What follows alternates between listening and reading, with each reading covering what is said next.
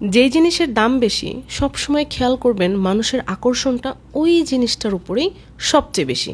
যেমন রমজান মাসে যখন বেগুনের দাম বেড়ে যায় তখন বেগুনি খাওয়ার প্রবণতা যেন আরও বেড়ে যায়। এমন না যে দাম কমছে কিনবো না, কিন্তু ওইটাই আগে দরকার।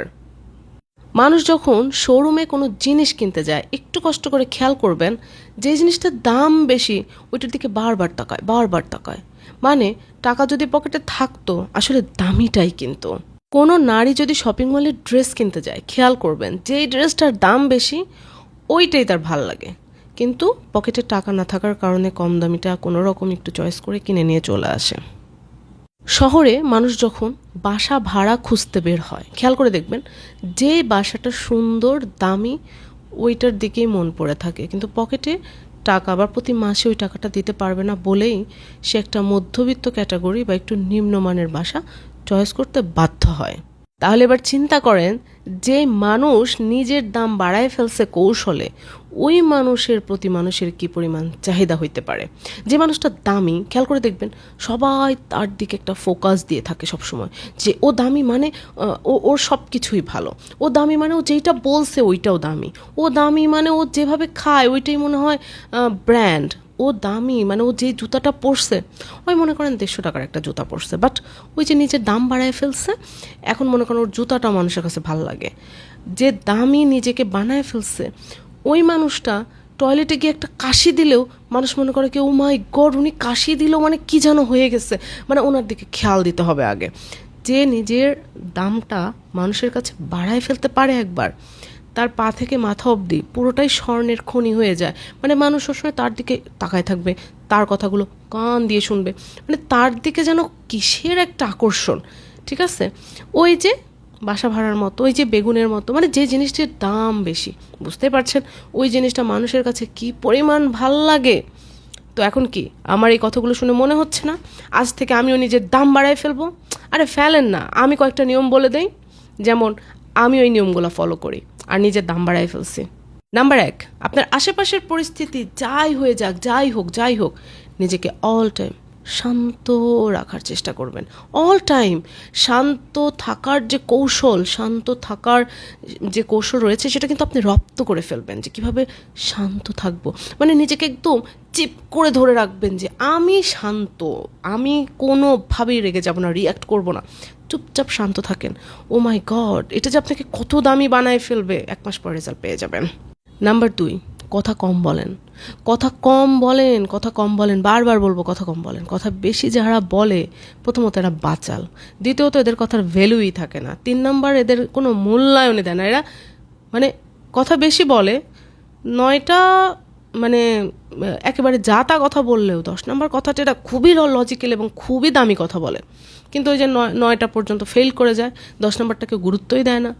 কিন্তু আপনি কথা এতই কম বলবেন যে আপনার মুখ থেকে যেটা বের হবে ওইটাই মানুষের কাছে মনে হবে ওয়াও সে কথা বলছে, মানে কি যেন মানে কতই না দামি কথা, যেহেতু সে কথা বলে না সে একটা বলছে মানে ওইটাই দামি। ঠিক আছে, বাচাল মানুষের 10টা কথার মধ্যে একটা হয়তো খুবই দামি, তো এটা মানুষ ফোকাস দিবে না, বাট আপনি যে কথা বলেন না যেইটা বলবেন ওইটাকেই তারা দাম দিবে। সো নাম্বার 3, খেয়াল করে দেখেছেন কখনো কোনো বাড়িতে আপনি মেয়ে দেখতে গেছেন, মেয়েরা সাধারণত এরকম মাথা নিচু করে আসে, লজ্জা পায়, কিন্তু আপনার ব্যাপারটা হবে ডিফারেন্ট। আপনি সবসময় চোখের দিকে তাকিয়ে কথা বলবেন, এইটা কিন্তু একটা মানুষের পাওয়ার। এবং ওই পাশের মানুষটা চোখ না নামানো পর্যন্ত আপনি চোখ নামাবেন না, আপনি তার দিকে একেবারে দূর দৃষ্টি দিয়ে কথা বলবেন, ফোকাসটা থাকবে তার চোখের দিকে, মানে যেন আপনি তাকে একদম টপ থেকে নিচ পর্যন্ত খালি তাকে আপনি রিড করছেন, সেজন্য এরকম মনে করে, সেজন্য নিজেই নার্ভাস হয়ে যায়, বাট আপনার চোখটা তার চোখের দিকে যেন একেবারে এইরকমভাবে দিয়ে রাখতে পারেন। ওকে। নাম্বার 4, ওভার রিঅ্যাক্ট বা তাড়াহুড়া করা যাবে না রে ভাই, একদম না।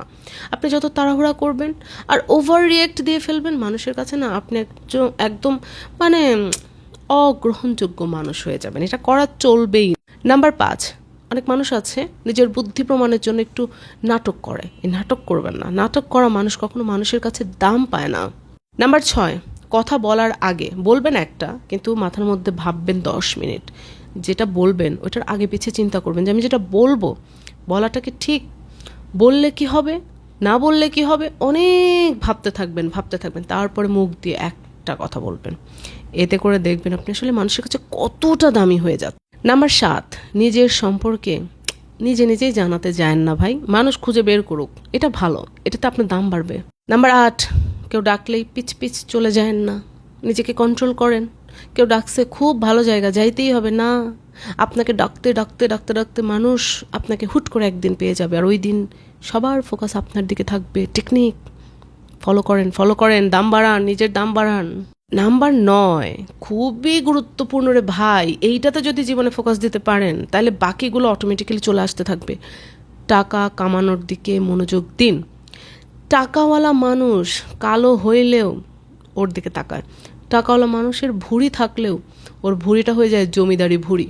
টাকাওয়ালা মানুষের যদি টাকও থাকে তাহলেও মানুষ মনে করো ও মাই গড টাকাওয়ালা। তো টাকাওয়ালা মানুষ দেখতে জঘন্য হইলেও মানুষ এর কথা হা করে শোনে। আমি নিজে দেখেছি টাকাওয়ালা মানুষের যত দোষ ত্রুটি থাকুক, না না না না না এটা বলা যাবে না, ইয়ে বাবা, মানে টাকাওয়ালা মানুষ কারোর সামনে গেলে এই ওই ভালো চেয়ারটা তাকে দাও তো, ভালো চেয়ারটা। টাকাওয়ালা মানুষ যদি কারোর সামনে যায় রে ভাই, মানে সবাই সব কাজ ফেলে ওর দিকে হা করে তাকায় থাকে। এই যে ব্যাপারগুলো, এগুলো কিন্তু মানুষের সম্মান বাড়ায় দেয়, দাম বাড়ায় দেয়। এখন নিশ্চয় আপনি এরকমটাই চান যে 50 জন মানুষ যেখানে বসে আছে আপনি যাওয়ার পর মানে কে আপনাকে চেয়ার আরও আগে আগায় দিবে, ওই চিন্তা করতেছে। নিশ্চয় আপনি এটা চান। প্রত্যেকটা মানুষের মধ্যে কিন্তু এটা একটা সুপ্ত বাসনা। কিন্তু সমস্যা হচ্ছে মানুষ টেকনিক জানে না, কৌশল জানে না, যার জন্য হেরে যায়। বাট এই যে আমি আপনাকে সবগুলো টেকনিক শিখাই দিলাম, এরপর নিশ্চয়ই আর আপনার কি চিন্তা হবে না যে না আসলে কি করলে নিজের দাম বাড়ানো যায়। আপনি তো প্রেসক্রিপশন পেয়ে গেলেন, এখন নিজের দামটা বাড়ায় ফেলেন, দেখেন না 1 মাস পরে আপনি কোথায় চলে যান। ভিডিও অনেক বড় হয়ে যাচ্ছে, আমি সম্পর্কে এখান থেকে বিদায় নিচ্ছি। আল্লাহ হাফেজ।